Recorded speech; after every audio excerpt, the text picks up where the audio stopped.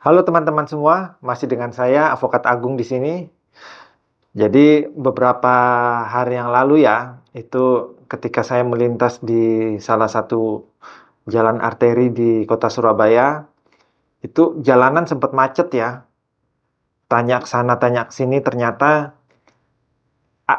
ada sekelompok orang yang berdemo di depan sebuah kantor finance ya.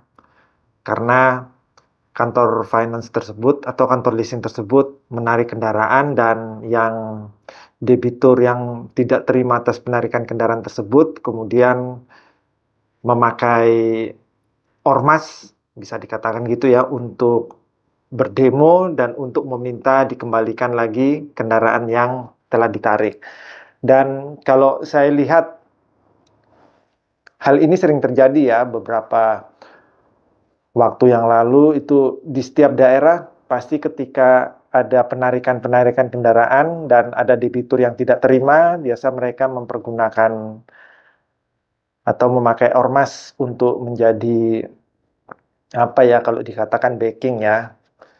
Dan pada akhirnya sering terjadi kericuhan dan keributan dan yang pasti akan mengganggu ketertiban dan kepentingan khalayak umum ya.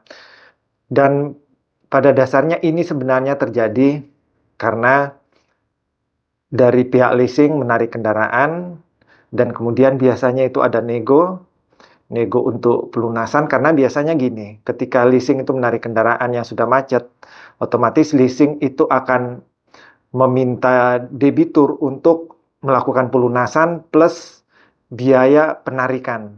Dan itu sudah hal yang lumrah ya.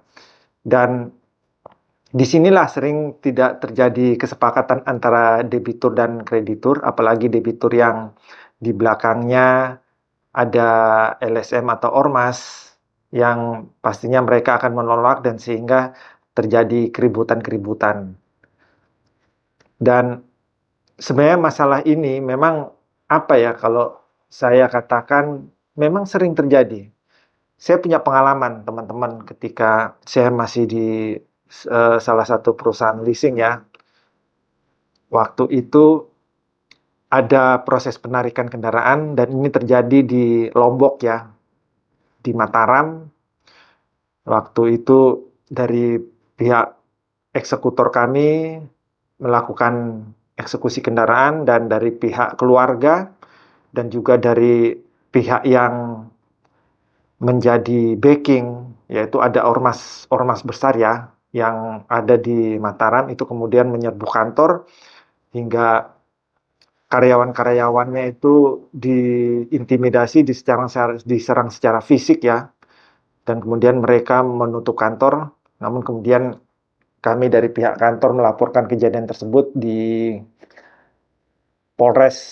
Polresta Mataram dan kemudian ditindaklanjuti, ditangani oleh Polsek dan kemudian memang pada akhirnya ada pihak-pihak yang ditahan dari pihak ormas tersebut sehingga akhirnya mereka pun di rata-rata itu dituntut 1 tahunan lebih ya karena dinyatakan bersalah.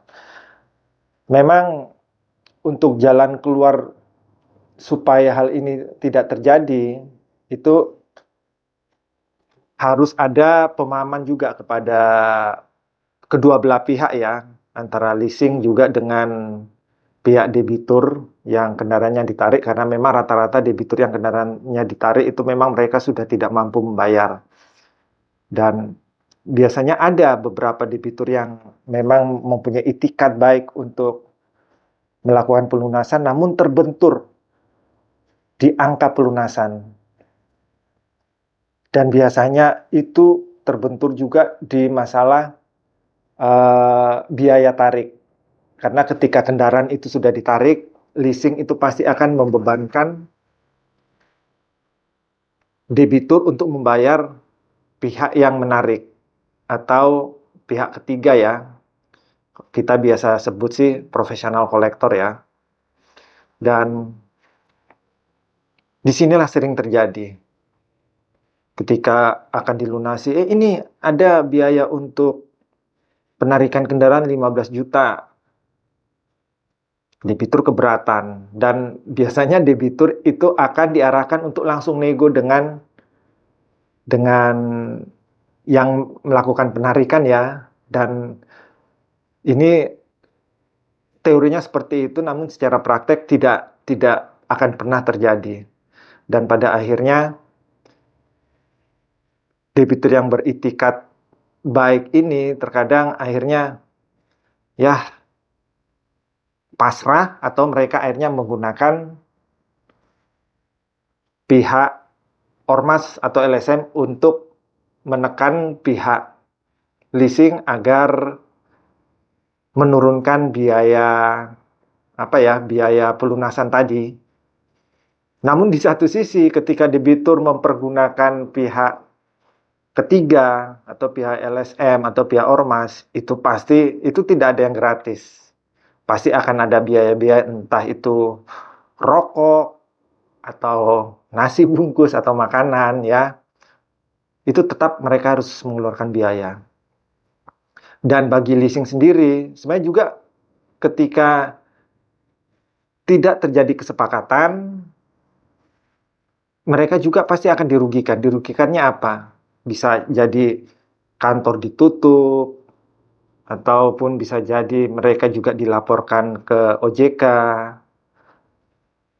sampai ada intimidasi ke pihak karyawan.